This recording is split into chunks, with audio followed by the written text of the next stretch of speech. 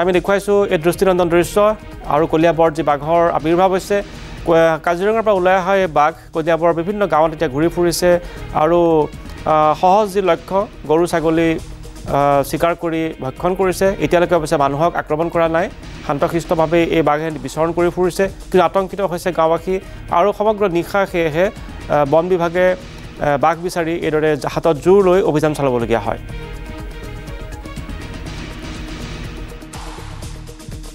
আমি বাঘটো ইয়াৰ পৰা কামাখ্যা ৰিজাৰ্ভলৈকে খেলিবলৈ চেষ্টা কৰিলোঁ বাট বাঘটো আকৌ তালৈকে নগৈ আকৌ উল্টাফালে ঘূৰি আহিলে জুইৰ ব্যৱস্থা কৰা হৈছে বাঘটো যাতে গাঁৱৰ ফালে সোমাই নাহে আৰু বাঘটোৱে গৰু ছাগলী নিধন কৰিছে নেকি হয় দুটা ছাগলী নিধন কৰিছে আৰু গৰু পোৱালি এটা নিধন কৰিছে বাঘটো বৰ্তমানলৈকে ওলাই যোৱা নাই মানে ঢেকিয়ালৰ মানে গাঁৱৰ কাষতে আছে আৰু বাঘ নিতলত এতিয়া আমি লক্ষ্য কৰি আছোঁ কোনফালে ওলাই তথাপি আমি নিশাটো আছোঁ মানে ৰাইজক সতৰ্ক কৰি ৰাখিছোঁ ঢেকিয়াল গাঁৱৰ কাষতে আৰু বাঁহবাৰী আছে বাঁহনিতে আছে সময়ত আচলতে বৰবকুটি কাষৰ সত্ৰত ওলাইছিলে তাৰপিছত আপোনাৰ ৰাতিপুৱাই সি কলং পাৰ হৈ আপোনাৰ ঢেকিয়াল অঞ্চলটো পালেহি তাতে দেৱসত্ৰ কটিয়ৰী গাঁও এই গোটেই অঞ্চলটোত ঘূৰিছে তথাপি আমি খেদিবলৈ চেষ্টা কৰিছোঁ যদিও বাঘটো খেদি উলিয়াব পৰা আৰু সমগ্ৰ নিশা সেয়েহে তিনিখন গাঁৱৰ ৰাইজে উজাগৰি নিশা কটাবলগীয়া হয় বন বিভাগ আৰু আৰক্ষীয়ে পহৰাৰ ব্যৱস্থা কৰিবলগীয়া হয় আমাক অধিক জনাব আমাৰ কলিয়াবৰৰ জ্যেষ্ঠ সাংবাদিক গৌতম বৰাই গৌতম আপোনাৰ কাষলৈ আহিছোঁ এই বাঘকেইটা আজিৰ পৰা কেইবামাহো আগতে কাজিৰঙাৰ পৰা ওলাই অহা বাঘ আছিল এটা পৰিয়াল আহিছিলে ৩-৪টা বাঘ একেলগে আহিছিল আৰু আহি কলিয়াবৰৰ এই ৩-৪খন গাঁৱৰ এই অঞ্চলটোত বাঘৰ পাতিছিল আৰু সেই বাঘকেইটাৰে এই বাঘটো নে এইটো নতুন বাঘ এইটো কাজিৰঙাৰ পৰা অহা বাঘ গৌতম হয় হয় নন্দন আচলতে 2023 বৰ্ষৰ জানুৱাৰীৰ পৰাই বাঘ বিচৰণ কৰিছিল কলিয়াবৰৰ শিলঘাট অঞ্চলত যি কলিয়াবৰ চাহ বাগিচা আছে সমীপৱৰ্তী কামাখ্যা সোণাৰী কামাখ্যা টপাহোলা হাতীমুৰা অঞ্চলত বিচৰণ কৰি আছিল আৰু তাত এটা বাঘৰ পৰিয়াল আছিল আৰু সেই বাঘটো বাঘৰ পৰিয়ালটো এতিয়া তাত বৃদ্ধি পাইছে আৰু আমি জানিব পৰা মতে এতিয়া কেইবাটাও বাঘ গুচি গ'ল যদি 3টা বাঘ এতিয়াও তাতে অৱস্থান কৰি আছে যি কামাখ্যা সংৰক্ষিত বনাঞ্চল আছে পাহাৰ আছে তাতে তেওঁলোকে অৱস্থান কৰে আৰু নিশাৰ ভাগত এনেধৰণে জনাঞ্চলত কিছু প্ৰৱেশ কৰে কিন্তু কালি দেখা গ'ল জখলাবন্ধা সমীপৱৰ্তী 3খন গাঁৱৰ মাজত আহি বাঘ বিচৰণ কৰিছে আৰু এগৰাকী মহিলাৰ সন্মুখৰ পৰা এটা ছাগলী লৈ যোৱাৰ পিছতে যথেষ্ট আতংকিত হৈ পৰিছিল ৰাইজ আৰু বাঘ খেদিবৰ কাৰণে বন বিভাগ আৰক্ষী সষ্টম হৈ পৰিছিল কিন্তু দিনৰ ভাগত বাঘটো খেদিব নোৱাৰিলে আৰু নিশা যেতিয়া তেওঁলোকে এক্সকেভেটৰ লৈ সৰু সৰু জংঘলত সোমাই গৈছিল আৰু তেতিয়া দেখা পাইছিল তেওঁলোকৰ কেমেৰাত প্ৰত্যক্ষ হৈছিল যে সেই বাঘটো তাতে বহি আছিল আৰু সেই ৰাইজ যথেষ্ট আতংকিত হৈছিল বন বিভাগ আৰক্ষীয়ে যাতে কোনো লোকক বাঘে আক্ৰমণ নকৰে তাৰ কাৰণে তেওঁলোকে পহৰাৰ ব্যৱস্থা কৰিছিল গোটেই উৰে নিশা তেওঁলোকে এনেধৰণৰ পহৰাৰ ব্যৱস্থা কৰিলে আৰু এতিয়া পুৱাৰ ভাগত আমি সেই ঘটনাস্থলীত গৈছিলোঁ তাত এতিয়া কোনো ধৰণৰ বাঘৰ চিনমুকাম এতিয়া পোৱা নাই বা বাঘ থকাৰ কোনো ধৰণৰ পৰিৱেশ তাত পোৱা নাই হয়তো নিশাৰ ভাগতে কোনোবা ফালেদি বাঘ হয়তো পুনৰ সেই কামাখ্যা সংৰক্ষিত বনাঞ্চললৈ গতি কৰিলে আৰু বিশেষকৈ দেখা যায় যিহেতু দুটা পোৱালিতে ডাঙৰ হৈছে আৰু মাকজনীয়ে এনেধৰণে ওলাই আহে আৰু তেওঁলোকে আহাৰ গ্ৰহণ কৰাৰ পিছত আহাৰ লৈ পেলাই পোৱালিকেইটাক যোগান ধৰে সেই মাকজনীয়ে গতিকে এনেধৰণে মাজে মাজে জনাঞ্চলত প্ৰৱেশ কৰি পশুধন নিধন কৰি এনেধৰণে ত্ৰাসৰ সৃষ্টি কৰিছে আৰু এতিয়া ৰাইজে সকলোৱে আহ্বান জনাইছে যে বাঘটো ইয়াৰ পৰা খেদি লৈ যাওক কাজিৰঙালৈ লৈ যাওক বা অন্য ঠাইলৈ লৈ যাওক তেনেধৰণৰ ব্যৱস্থা কৰিবৰ কাৰণে ৰাইজে আহ্বান জনাইছে নন্দন গৌতম এতিয়ালৈকে দেখিবলৈ পাইছোঁ যে 2023 চনৰ পৰা আপুনি বাঘৰ যিটো পৰিয়াল আহিছে বুলি কৈছে এই পৰ্যন্ত কিন্তু বাঘো যথেষ্ট সহনশীল হৈ আছে মানুহক আক্ৰমণ কৰা নাই বাঘে হয়তো সহজ চিকাৰৰ কাৰণে গৰু ছাগলী লক্ষ্য কৰিছে কাজিৰঙাৰ পৰা এইদৰে বাঘ যে ওলাই আহিছে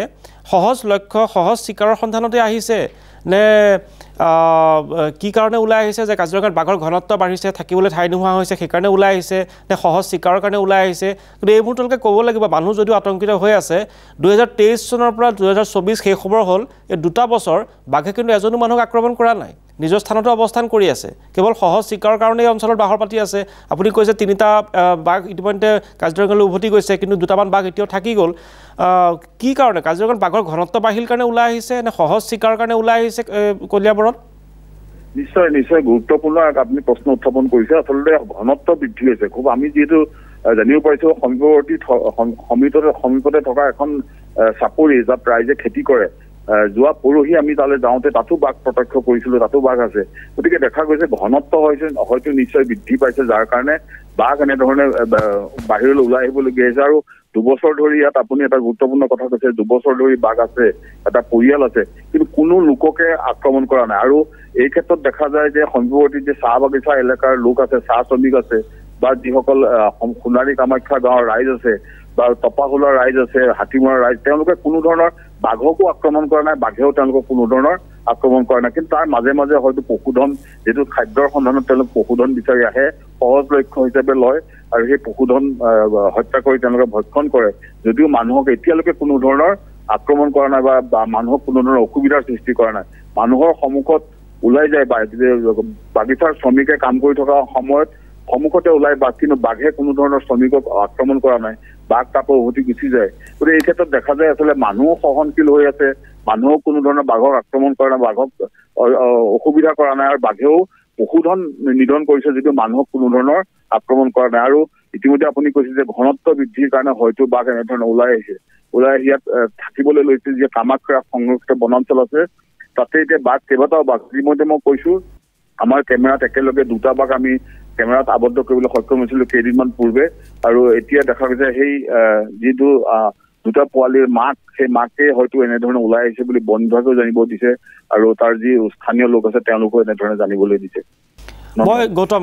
মই এইখিনিতে এটা কথা ক'ব বিচাৰোঁ যে কলিয়াবৰৰ এই 3-4খন গাঁৱৰ ৰাইজে যিটো সহনশীলতা দেখুৱাইছে, এই সহনশীলতা কিন্তু সমগ্ৰ অসমবাসীয়ে ইয়াৰ পৰা শিক্ষা লোৱা উচিত। আমি নাহৰফুটুকী বাঘক যিদৰে আক্ৰমণ কৰোঁ, আমি নাহৰফুটুকী বাঘ যেতিয়া ধৰা পৰে, তাৰপিছত যিদৰে আমি হৈ হুলস্থুল কৰোঁ, আৰু আমি যেতিয়া আমি হাতীৰ ক্ষেত্ৰত যিদৰে আমি উৎপাত কৰোঁ, হৈ হুলস্থুল কৰোঁ, আৰু হাতীয়ে শৃংখলাবদ্ধভাৱে আগবাঢ়ি যায়, কিন্তু মানুহে সেই ক্ষেত্ৰত উচ্ছৃংখল আচৰণ কৰে। এই বাঘৰ ক্ষেত্ৰত কিন্তু কলিয়াবৰৰ এই জনতাৰ এই যি সহনশীলতা, মই কওঁ সমগ্ৰ অসমবাসীয়ে শিক্ষা লোৱা উচিত। আৰু যিসকল লোকে এই বাঘ দেখিলে, নাহৰফুটুকী বাঘ, হাতী আদি দেখিলে